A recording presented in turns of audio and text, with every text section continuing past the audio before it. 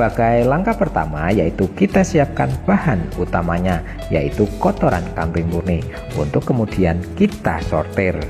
Tujuannya yaitu untuk memisahkan benda-benda asing yang kemungkinan terdapat ataupun terbawa bersamanya, dan saat proses penyortiran ini juga bertujuan untuk membuat kotoran kambing tersebut agar menjadi butiran-butiran yang lebih kecil apabila kotoran kambing tersebut menggumpal agar lebih cepat dan lebih mudah terurai. Setelah kita sortir, maka kotoran kambing tersebut kita hamparkan agar menjadi lapisan yang agak tipis. Untuk proses selanjutnya, kita siapkan wadah berisi air bersih, dan untuk mempercepat proses fermentasi kita gunakan EM4 atau efektif mikroorganisme 4 yang berfungsi sebagai starter atau pengurai. Untuk takaran kurang lebih 100 kg kotoran kambing murni diperlukan 2 tutup botol cairan EM4 tersebut, di mana 1 tutup botol kemasan jika penuh kurang lebih sebanyak 12 ml kita encerkan ke dalam 4 hingga 5 liter air. Perlu juga ditambahkan molase yang berfungsi sebagai nutrisi bakteri-bakteri menguntungkan tersebut, dan sebagai bahan molase bisa menggunakan tetes tebu, gula pasir, atau seperti yang dicontohkan cukup menggunakan gula merah sebanyak kurang lebih 100 gram.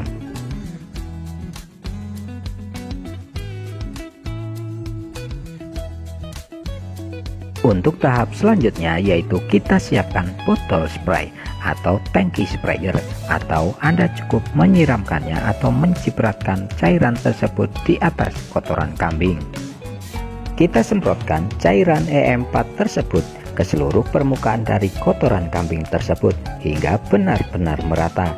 Untuk lebih mempercepat prosesnya, jangan lupa untuk kita bolak-balik lalu kita semprot kembali hingga benar-benar tercampur dengan merata.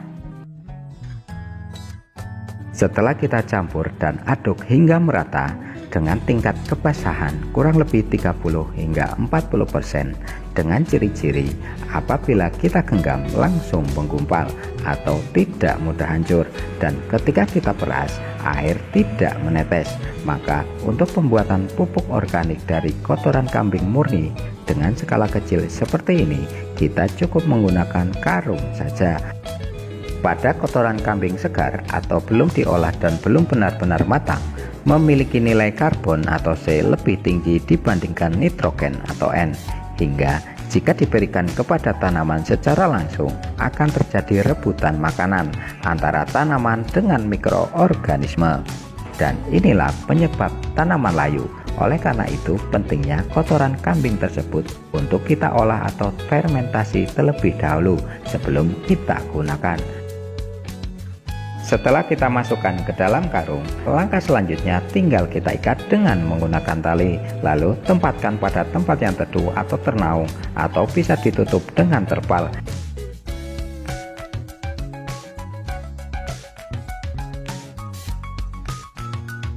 Selama prosesnya, setiap 2 minggu sekali kita cek kondisinya dengan cara kita buka tali pengikat, lalu kita cek tingkat kelembapannya, dan hindari kotoran kambing tersebut terlalu kering dengan cara kita siram atau semprot dengan cairan EM4 dengan takaran yang sama jika diperlukan. Bolak-balik karung tersebut untuk meningkatkan sirkulasi udara dan untuk menurunkan suhu yang berlebih, dan inilah tujuannya karung tersebut diisi tidak terlalu penuh untuk memudahkannya.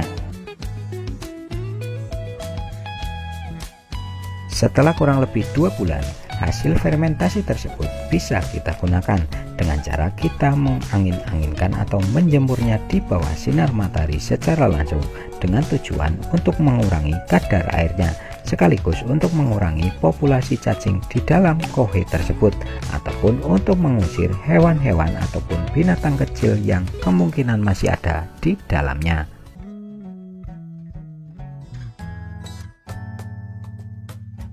Untuk ciri-ciri hasil fermentasi yang sudah siap digunakan yaitu bentuk sama sekali sudah berubah dari bentuk awalnya, lebih lembut atau hancur, dan terasa dingin jika kita pegang, tidak berbau atau menyerupai layaknya tanah biasa.